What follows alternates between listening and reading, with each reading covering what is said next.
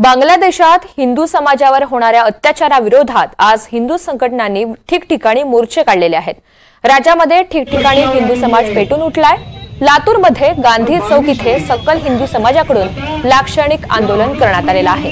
एक है तो सेफ है, बटेंगे तो कटेंगे। त्यासोबतच बांगलादेशमध्ये हिंदू समाजावर होणाऱ्या अन्यायाच्या निषेधार्थ जोरदार घोषणाबाजी सुद्धा करण्यात आली आहे। बीड, हिंगोली, सिंधुदुर्ग, संभाजीनगर या ठिकाणीही हिंदू संघटना आक्रमक झाल्याचं पाहायला मिळालं। बांगलादेशातील हिंदू समाजावर होत असलेल्या अत्याचाराविरोधात आज हिंगोली शहरात बंद पाळण्यात आलाय।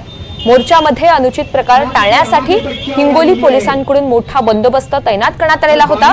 कोल्हापूरमध्ये सुद्धा सकल हिंदू समाजाकडून जिल्हाधिकारी कार्यालयासमोर निदर्शनं करण्यात आली आहेत। दरम्यान यावेळी इस्कॉन समूहातर्फे भजन सादरीकरण करण्यात आलंय। जवळ 35 लाखाचा आकडा, 35 लाख महिलांवर त्यावेळेला पाकिस्तानीयांनी रेप केले आणि बांगलादेशांवर झालेला अत्याचार सीमेला पोहोचलेला होता। अशा वेळेला स्वतंत्र देश करून देण्याचं काम या हिंदुस्थानाने केलेलं आहे। पण आज त्याच बांगलादेशामध्ये हिंदूंची मंदिरं तोडली जात आहेत, बुद्ध विहार तोडले जात आहेत, गुरुद्वार तोडले जात आहेत।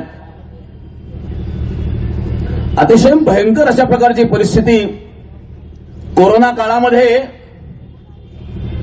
ज्या इस्कॉन मंदिरांनी यांना भोजन घातलं,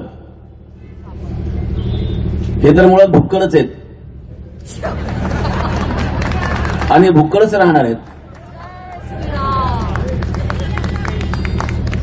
पण इस्कॉन मंदिरांनी त्यांना कोरोना काळात भोजन घातलं आणि भोजन घालणारं आज ते उलटले महाराज।